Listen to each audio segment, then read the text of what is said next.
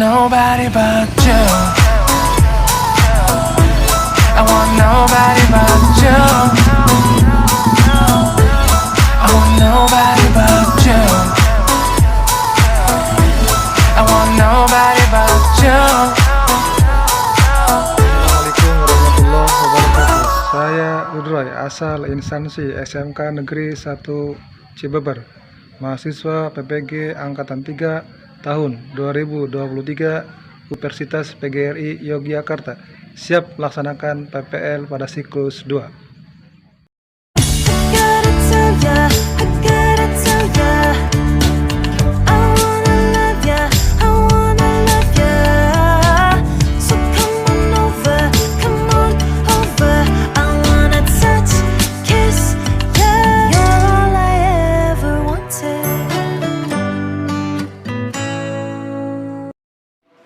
Assalamualaikum warahmatullahi wabarakatuh. Waalaikumsalam warahmatullahi wabarakatuh.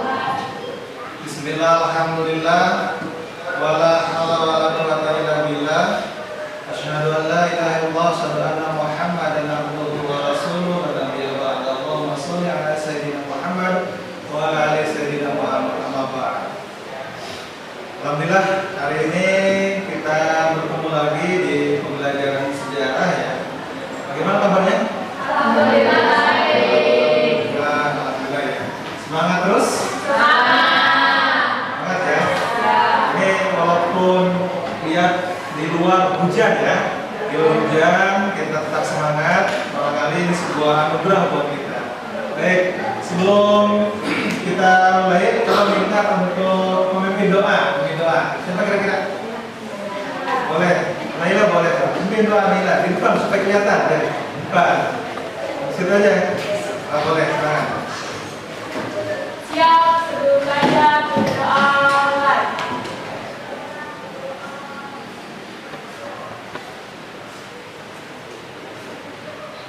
Selesai. Beri salam. Assalamualaikum warahmatullahi wabarakatuh. Waalaikumsalam warahmatullahi wabarakatuh.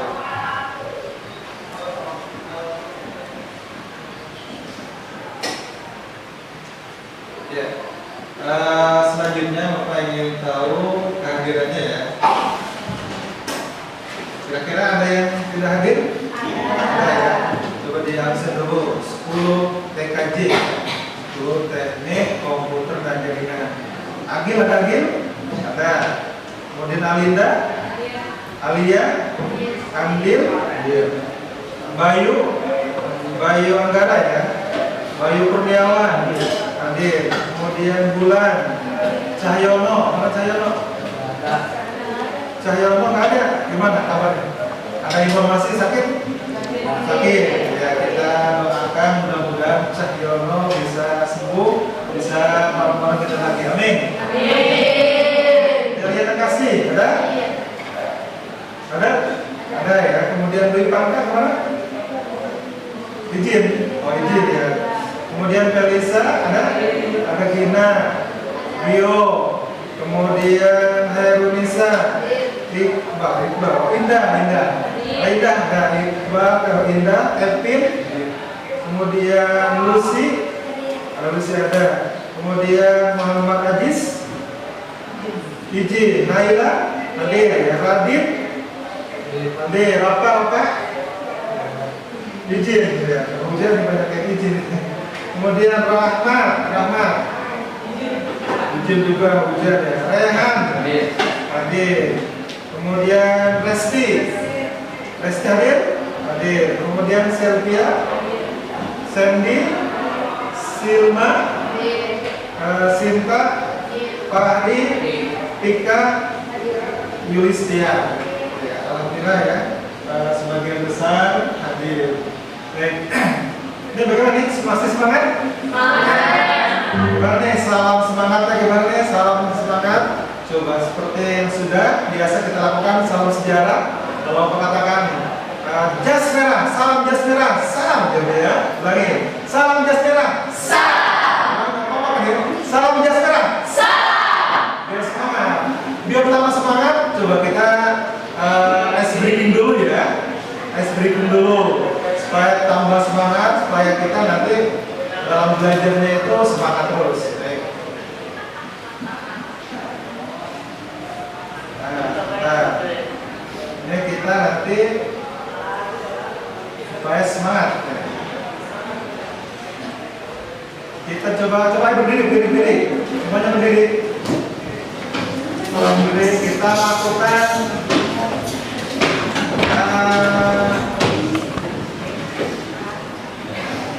senam minumin. Sudah siap ikuti gerakannya semua ya? Ikuti gerakannya. Di bawah, ayo. Ya, coba gerak lagi ya. Ke bawah.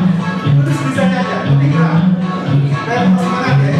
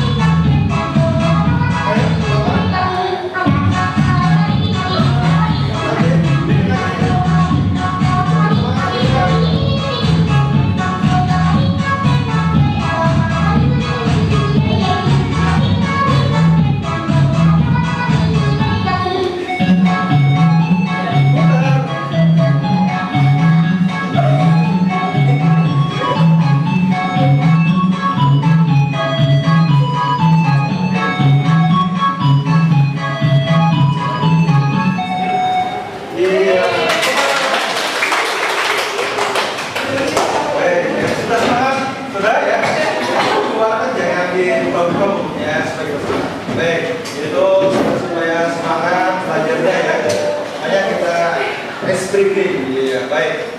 Selanjutnya ini coba diperhatikan. Baik, ini PowerPoint-nya coba diperhatikan.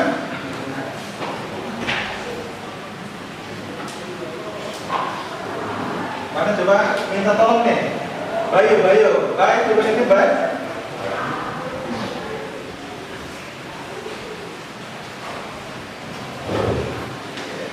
Nanti di slide ya.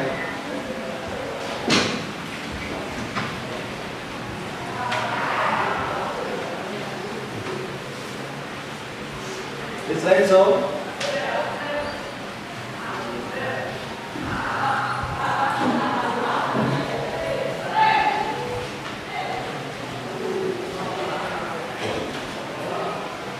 Next.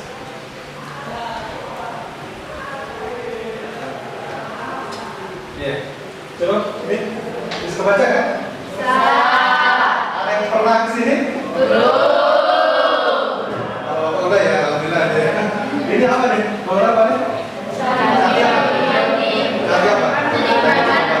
Alhamdulillah, waktu liburan kemarin Bapak sana nih. Ya.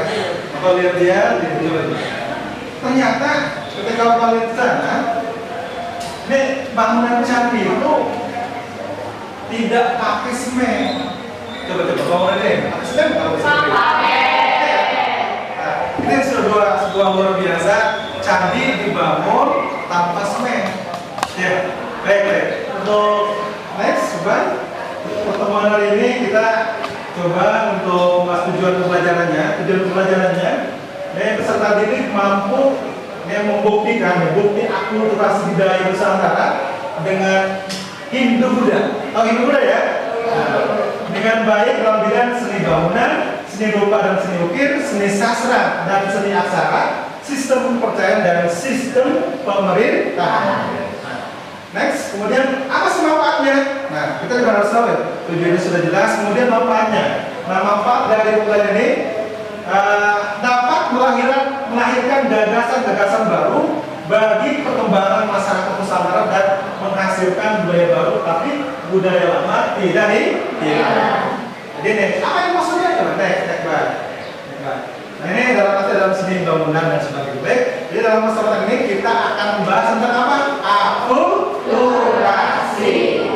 Ada yang tahu akulturasi? Ada nggak? Coba di sini coba ada yang suka makan gorengan? Suka ya? Kalau gehu, tahu gehu? Apa gehu? Terbuat dari apa gehu? Ada toge, ada tahu. Kalau sudah digoreng kelihatan nggak tahunya? Masih ada kelihatan? Jauh. Gehu ya, gehu. Masih kelihatan gehu atau tahunya? Masih kelihatan kan? Togenya? Ada. Mas coba lihat. Gehunya masih kelihatan, togenya masih kelihatan. Itu namanya gehu. Dicampur. Jadi akulturasi ini ya ada percampuran dua budaya atau lebih, di mana masing-masing budaya masih nampak, tidak hilang. Tadi gehu itu ya, tahunya kelihatan, togenya kelihatan. Kayaknya belum makan gehu. Coba kalau kopi, tahu kopi? Sirup tuh? Kopi pakai apa biasa bahan rasanya? Kopi dan gula. Ada yang pernah lihat nggak gulanya? Kelihatan gulanya? Kopi masa kelihatan gulanya? Enggak kan? Kalau kita buat kopi, buat sirup, yang kelihatan apanya? Kopinya. Kalau sirup kelihatan? Sirupnya. Gulanya mana? Larut bersatu. Nah, ini bedanya. Di dalam konsep sejarah itu ada akulturasi, ada asimilasi. Ya, ulangi, ada akulturasi, mana asimilasi. Sederhana. Jadi kalau akulturasi percampuran unsur-unsur budaya, di mana masing-masing budaya masih nampak, masih ada. Kayak tadi diibaratkan gehu ya, kalau pagi-pagi gitu ya. Kesusastraan. Macam gamelan dapat dikelompokkan dalam kordafon, ainofon, vibrafon, kardifon, dan xilofon.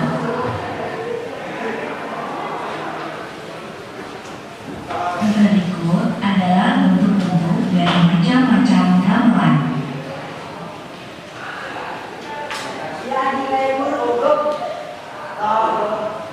Bentuk akulturasi yang selanjutnya adalah seni sastra dan aksara. Pengaruh India membawa perkembangan seni sastra di Indonesia. Seni sastra waktu itu ada yang berbentuk prosa dan ada yang berbentuk tembang atau puisi. Berdasarkan isinya, kesusastraan dapat dikelompokkan menjadi 3, yaitu yang pertama ada tutur atau pitutur kitab keagamaan, yang kedua ada kitab hukum, dan yang ketiga ada wiracarita atau kepahlawanan. Bentuk wiracarita ternyata sangat terkenal di Indonesia, terutama kitab Ramayana dan Mahabharata. Kemudian timbul wiracarita hasil gubahan dari para pujangga ini. Tadi ya, yang kita Ramayana dan Mahabharata dari mana? Dari India ya? Digubah menjadi wiracarita ini menjadi Bharata Yuda. Oleh siapa nih? Empuk, sedang, empuk, aduh. Ini asli dibuat di Bharata Yuda ini dari Indonesia juga. Terinspirasi dari mana? Dari kitab Ramayana dan Mahabharata. Next. Misalnya Bharatayuddha yang diubah oleh Empu Sedah dan Empu Padulu. Berkembangnya karya sastra terutama yang bersumber dari Mahabharata dan Ramayana melahirkan seni pertunjukan wayang kulit atau wayang kuat. Pertunjukan wayang kulit di Indonesia, khususnya di Jawa, sudah begitu mendarah daging. Isi dan cerita pertunjukan wayang banyak mengandung nilai-nilai yang bersifat edukatif atau pendidikan. Di samping bentuk dan ragam hias wayang, muncul pula tokoh-tokoh pewayangan yang khas Indonesia. Misalnya, tokoh-tokoh kunak. Kelihatan ya, ada bagong ini di Jawa, kalau di kita sebut sepot ya. Kemudian petrofilm ya, ada ciri-cirinya, hidungnya kan ya, dawalan, kemudian garing, sama garing disebut semak. Ini hanya ada di Indonesia. Kalau di India kan, ini terkenal dengan tokoh punakawan. Punakawan ini yang memberikan saran, memberikan masukan pada para prajurit, pada raja dan sebagainya. Next. Seperti Semar, Gareng, Petruk, dan Bagong. Tokoh-tokoh ini tidak ditemukan di India. Perkembangan seni sastra yang sangat cepat didukung oleh penggunaan huruf Pallawa, misalnya dalam karya-karya sastra Jawa kuno. Pada prasasti-prasasti yang ditemukan, terdapat unsur India dengan unsur budaya Indonesia. Misalnya, ada prasasti dengan huruf Nagari India dan huruf Bali kuno Indonesia.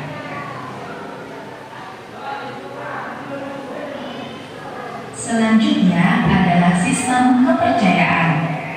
Sejak masa praaksara, orang-orang di kepulauan Indonesia sudah mengenal simbol-simbol yang bermakna filosofis.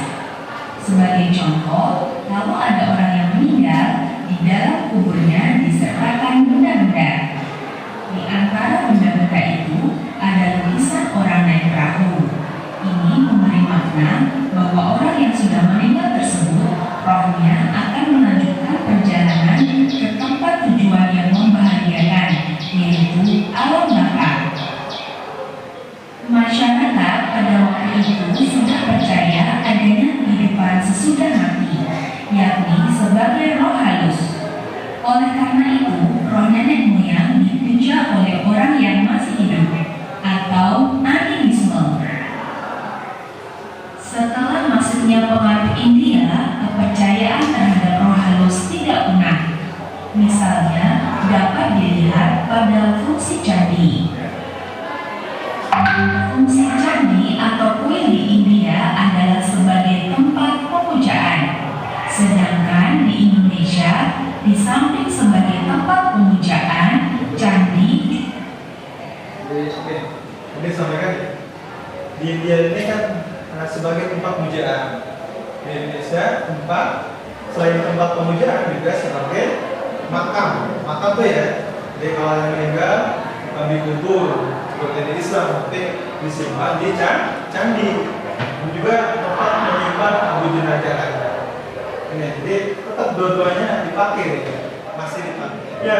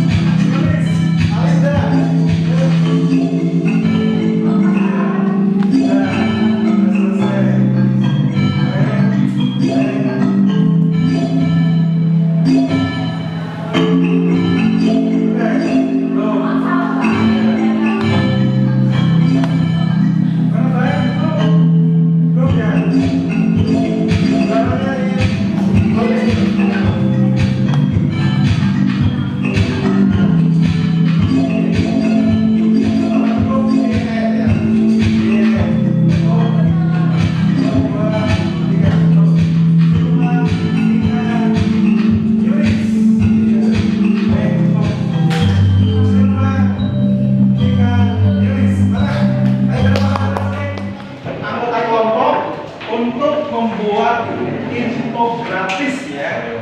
Jadi penjelasan dari hasil diskusinya dilengkapi dengan gambar dan penjelasan. Paham nggak? Di laptop juga sama, ada gambarnya, ada penjelasannya. Kalau sudah menyediakan gambarnya nih ya, gambarnya sudah sedia, masing-masing kelompok. Nanti silakan dibuatkan infografis. Paham infografis? Paham ya? Ditempel yang di karton sama di laptop juga. Kemudian berikan penjelasan. Paham? Jangan yang ini ya, kompak ya. Paham ya? Ya baik, ini kelompok satu. Kelompok satu ini gambarnya, fotonya ya. Kelompok dua. Kemudian kelompok empat ya. 4. Kemudian kelompok 3. Kelompok 5 ya.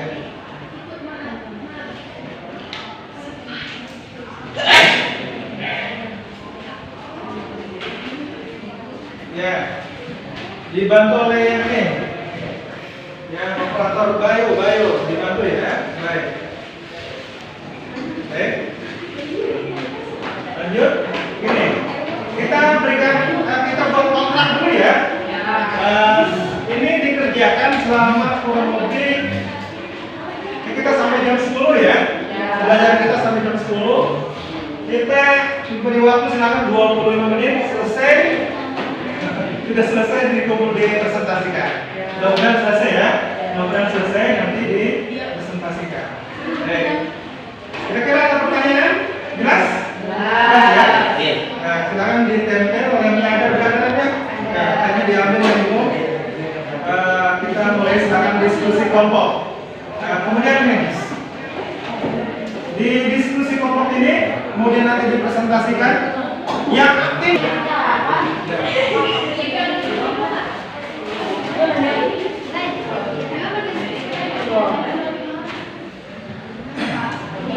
Ya, boleh pasarnya boleh. Fungsinya dipakai laptop. Gimana yang laptop? Ya. Iya, apa-apa. Nanti dipresentasikan. Silakan.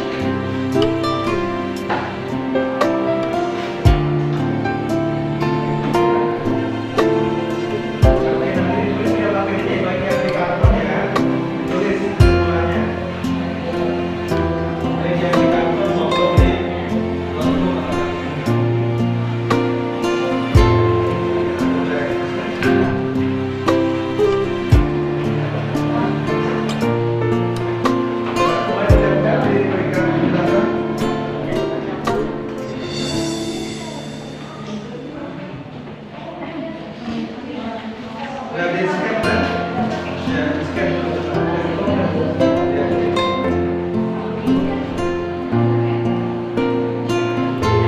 Nah, kita nanti akan dipresentasikan ya, supaya adil.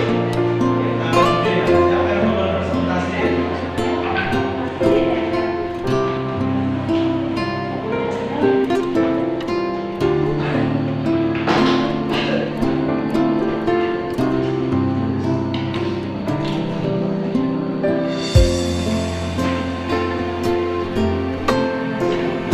Indonesia menggunakan setelah Hindu Buddha Basuh, kepercayaan terhadap roh halus tidak punah. Hal ini dapat dilihat dari cara masyarakat Indonesia menggunakan candi. Apabila bagi masyarakat India fungsi candi adalah sebagai tempat pemujaan, orang Indonesia juga menggunakannya sebagai makam raja atau tempat menyimpan abu jenazah. Di tempat penyimpanan abu itu kemudian didirikan patung raja dalam bentuk mirip dewa yang dipujanya. Baik. Kesimpulannya gimana? Dibacakan gantian apa? Nah, lihat kameranya ya. Lihat ke depan maksudnya. Ke depan. Kesimpulannya, sistem kepercayaan adalah suatu sistem yang membuat seseorang meyakini sesuatu hingga memengaruhi pola pikir dan sikap lakunya sehari-hari. Refleksi ya, coba kita sama-sama. Untuk kali ini bagaimana ya pembelajaran, semangat?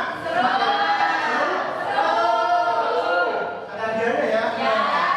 Mudah-mudahan tetap semangat walaupun barangkali ada kendala teknis kayak sinyal seperti itu.